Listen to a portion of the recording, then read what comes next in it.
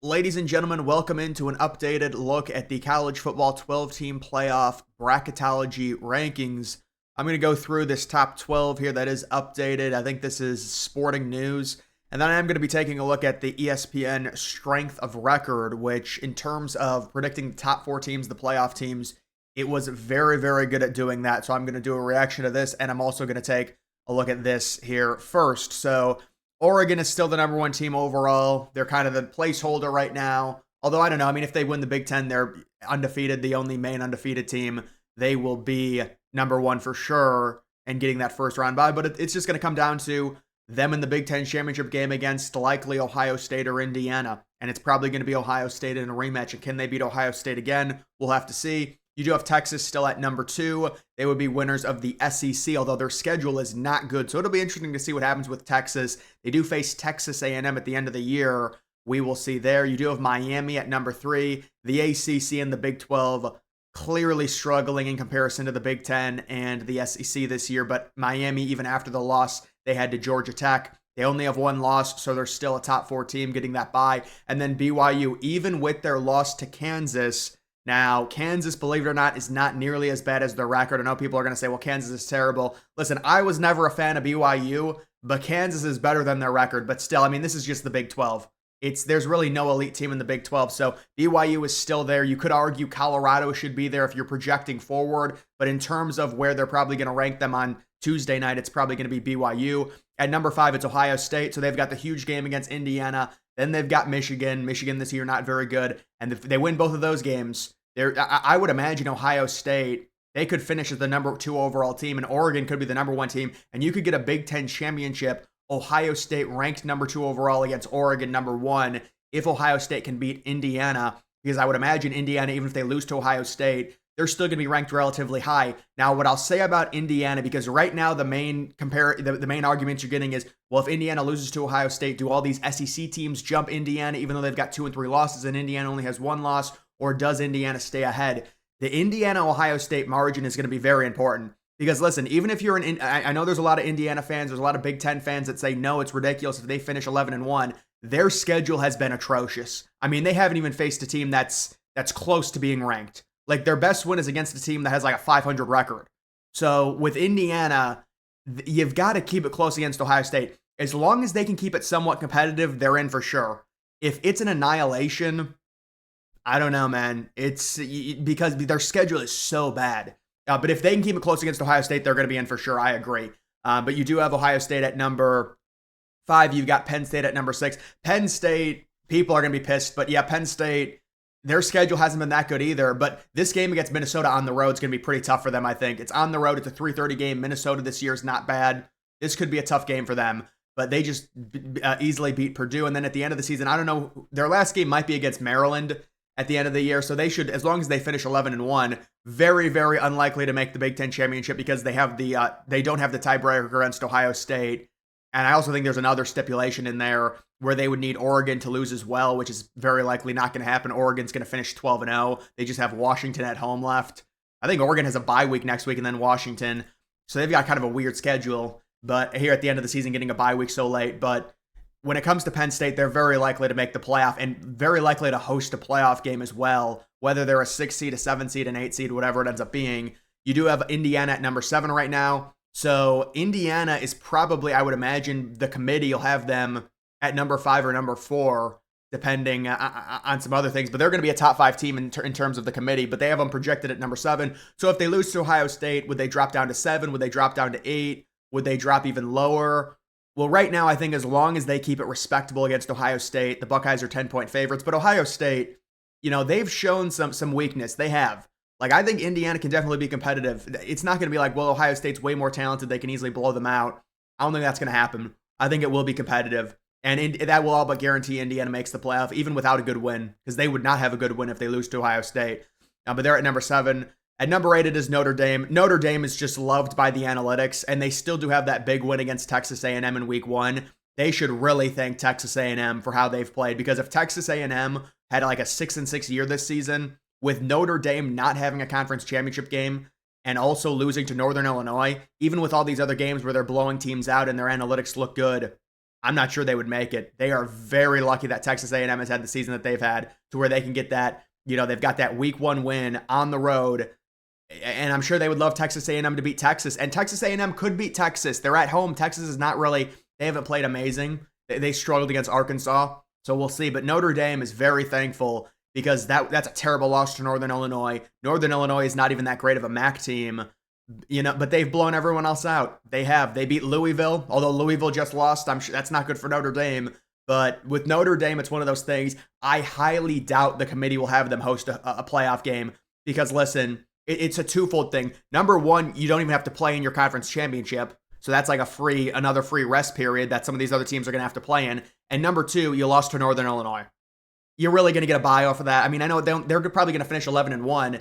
But the other thing for Notre Dame, a lot of these teams that we thought were going to be good, like Navy, for example, when they got that win against Navy when Navy was ranked, Navy just got destroyed by Tulane, and they've lost another game a few weeks ago as well to Rice. So Navy's nothing special. That's not even a quality win for Notre Dame at this point. You do still have Army. You've got Army and then USC, but USC's not very good, but they're loved analytically, so who knows. But Notre Dame, a lot like FSU is another team who's horrible, but coming into the season, we thought FSU Notre Dame was going to be a good game. But Notre Dame right now at number 8, I think they'll drop down to like 9 or 10 if I had to guess, even if they win out. You've got Alabama at number 9 right now. So Bama crushes Mercer. They've got 2 losses. With Bama, they're loved by the analytics. They're going to be in as we'll see what happens in terms of them making the big the SEC championship. There's so many of these. Both the Big Ten and the SEC just have very, very clustered situations with like you've got like 4 teams with the same amount of losses. Who's going to get the tiebreaker? We will have to see there. At number 10, it is Ole Miss. At number 11, it is Georgia. So SEC teams rounded out. One of those teams is very likely going to move up at least a little bit, we would expect. Tennessee not on this list after losing to Georgia. And then the number 12 team is Boise State. And there have been people that have said, well, could Boise State actually get the number 4 spot because maybe the Big 12 champion is really weak? I mean, Boise State, the problem for Boise State is they're really not blowing. Like, you needed to blow I guess they did pull away late against San Jose State, but their analytics are not that great. Like, if you really want to get a bye and, be better than whoever the Big 12 champion is, you're going to have to blow some of these teams out really. I mean, they do have Wyoming, so maybe they'll crush Wyoming. But, I think Colorado, whoever the Big 12 champion right now is, will probably get in at the number 4 spot over Boise State. But there is an argument that Boise State might be better as a Mountain West champion than the Big 12 champion, just based off of the Big 12 this year. Now, looking at the resumes, this is the strength of record. This is a very good indicator overall. You can see you've got Oregon number 1 overall, Georgia at number 2, even with those 2 losses, Ohio State at number 3. I would imagine if Ohio State beats Indiana, Ohio State will at least move up to 2, possibly 1. You've got Penn State at number 4. You have Texas at number 5, Indiana at number 6. That's very good for Indiana. Very good. In terms of strength of record, it is a really good indicator. Now, this is going to change, so we'll see. But if you're Indiana, you got to like where you're at number 6. Even with that strength of schedule being horrible outside of the top 100, that is brutal. Now it's going to improve. You can see the remaining strength of schedule is 4th overall because of that road game against Ohio State. But all these, Oregon really hasn't had that great of a strength of schedule. I guess the remaining strength of schedule is good. Georgia is the number 1 strength of schedule. Ohio State at 28.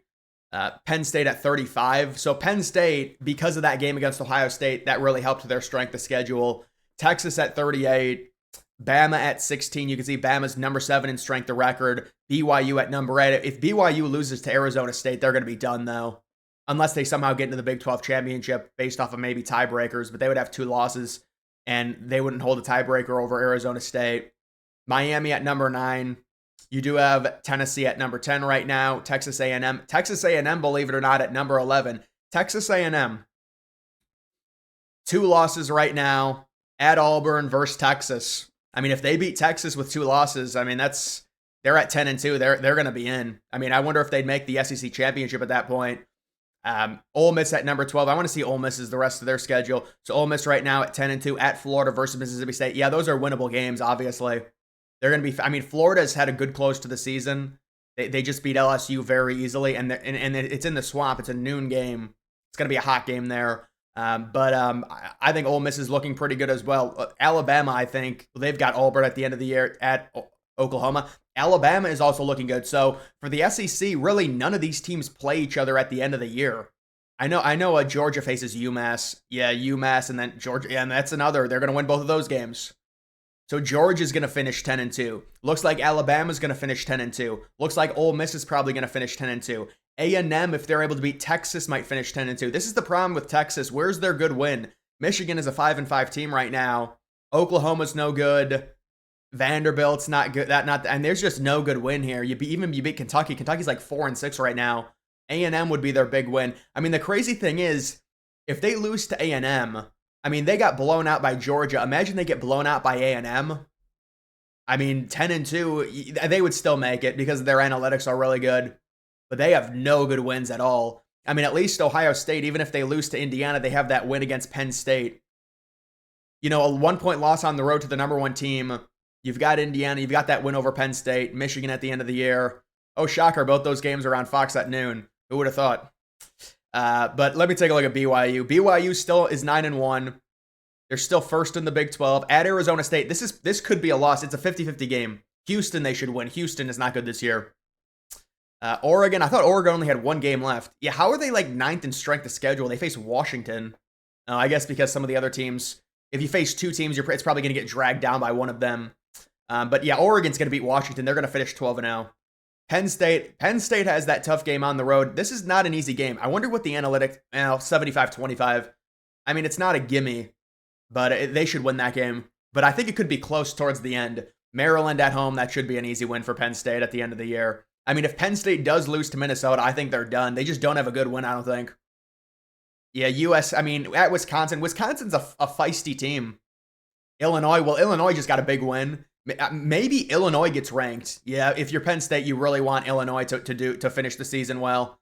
Illinois just crushed Michigan State at Rutgers, at Northwestern. Those are winnable games. Illinois right now, they could finish 9-3. Yeah, they would be ranked probably top 20 if they finish 9-3. That would be good for Penn State in case Penn State somehow loses to Minnesota. If you're Penn State, you really need to root for Illinois and also Ohio State. Try and get Ohio State as ranked as high as possible. Indiana, it's just, the schedule is just so bad.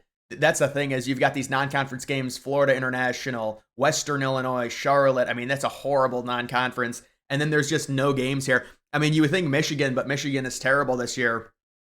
It's that game at Ohio State. That's it. If you lose this game respectably, I think you're in for sure. But the problem to me is if you lose like 42-10 with this schedule, I don't know, man. Because they did not look good against Michigan at all. Like the second half of that game against Michigan, Michigan's defense shut down Indiana had like negative yardage in the second half, so I don't know. SMU is another team. We haven't even talked about them. They're 9-1. They're first in the ACC right now, or they're tied for first. At Virginia versus Cal, yeah. My guess is it's going to be SMU versus Miami. Winner gets the bye and goes to the playoff. Loser doesn't make it anywhere because Louisville's not even ranked anymore. Where's their big win? They don't have one. They don't have a good win. They're not going to have a single ranked win if Louisville goes to unranked after losing. Louisville lost to Stanford, so what does Miami finish with? Wake Forest at Syracuse. Syracuse is not bad. They'll probably beat Syracuse like 42-35 if I had to guess. It'll be a higher scoring game. But yeah, what does Tennessee close with? 8-2. UTEP, Vanderbilt. All these SEC teams are going to finish 10-2. They don't face any of they already faced each other. So it's going to be such a mosh pit in the SEC. That's my guess. Are there any other Boise State? Let's see. I know they face Wyoming. Wyoming versus Oregon State is terrible, so they are going to finish. I mean, see this when you have games like this is an issue. You need to be beating Nevada by more than 7 points. You need to be, UNLV's decent this year, but still. San Jose State. This was a close game, and then they kind of blew it open late. But I don't know. I can't really buy Boise State getting that number 4 spot, especially you look at their strength of record not being good enough. Notre Dame. Army, so Army is undefeated right now. So the thing with Army is, right now they're 9-0. If they win out, they're going to go. Because that's a win over Notre Dame. Although, I don't know, maybe Boise State with 1 loss would go over them, although they'd be undefeated. I mean, Army undefeated with a win against Notre Dame versus Boise State. I mean, the argument for Boise State is their only loss was to Oregon on the road by 3 points. Boise State would probably go over Army in that scenario, even though Army would be undefeated. I mean, based on where they're ranked right now, I don't even know where Army is in terms of their strength of record. It's 19th. It's too low. People talking about South Carolina with 3 losses going. Yeah, South Carolina, this is just not good enough. LSU is not a good team, so that's a bad loss at home. They got destroyed by Ole Miss. 2-point loss to Bama's on the road's not bad. They crush A&M. That's a solid win. Missouri's nothing special. I mean, you beat Clemson. That's another solid win. I can't see them making it, though, with 3 losses because the problem is you get crushed by Ole Miss. You lose to LSU. Those are 2. They're just not good losses. They're not, if you're a 3-loss team, you've got to show more than that. What does Clemson have right now? Yeah, Clemson's another team that possibly could make it. The Citadel and then South Carolina. I mean, you beat South Carolina, that would be a solid win. They just do not have these teams. I mean, the loss it's a quality loss, I guess, but you get crushed by Georgia. This conference is just, I mean, they needed Louisville to win. There's just no, I mean, they're beating these teams well, but there's just no depth to this conference at all. And they don't face Miami in the regular season. That's the other thing. Miami and Clemson don't play each other. And there's a few other teams that, like the top teams in the ACC, don't even play each other. But I think that's pretty much all the teams that have a chance at this point. So listen, there's going to be a bunch of 10-2 SEC teams, and 2 of them are going to make the conference championship. I would imagine the Big Ten Conference Championship should be Ohio State versus Oregon. Penn State should make it as long as they win out. Ohio State and Oregon are almost locks. Georgia, I think with their strength of record and their schedule is pretty much a lock. I mean, the thing is, if Georgia goes, what do they go, 10-2, and then they lose in the SEC Championship, 10-3, but their one loss would be in the SEC Championship, so I think they'd still make it, honestly. Georgia would, even with 3 losses. Bama, I mean, Bama's probably, all these SEC teams are going to be 10-2. They're just not going to lose these games. I can't see Bama losing to either Oklahoma or Auburn, so there's going to be a bunch of 10-2 SEC teams, and people are going to be angry. I would imagine there's going to be the Big 12 is a 1-bid conference. The ACC is a 1-bid conference. The Big 10 is going to get Oregon, Ohio State, Penn State, and Indiana is going to be an argument depending on what happens with Indiana. There's going to be a bunch of 10-2 SEC teams arguing over an 11-1 Indiana. Now, if Indiana loses a close game, I think they should get in. The problem is if they get blown out. I know they'd be 11-1. I know they're in the Big 10, but it's just the schedule imbalance this year is so crazy. I mean, they're blowing these teams out, but it's just such a horrible schedule. It's hard to say because there's going to be so many 10-2 SEC teams. That's the problem. And they're not getting in over 11-1 Penn State. I mean, maybe Indiana would need Penn State to lose to Minnesota. And they'd get in an 11-1 if they get blown out by Ohio State. The margin in that Indiana-Ohio State game is very important. And I think Indiana will fight well. Ohio State's not necessarily, I mean, they're a really good team, but they've kind of disappointed me. The problem for them is just 106 in strength of schedule, and that's going to improve, but I don't know by how much. Maybe into like the 60s when they face Ohio State. Notre Dame's strength of schedule is so bad. Wow. You face Army, it's going to improve. You face USC, it's going to improve, but that's real bad. But either way, guys, that is going to do it for this video. Make sure you follow me on X. Link to that's always in the description.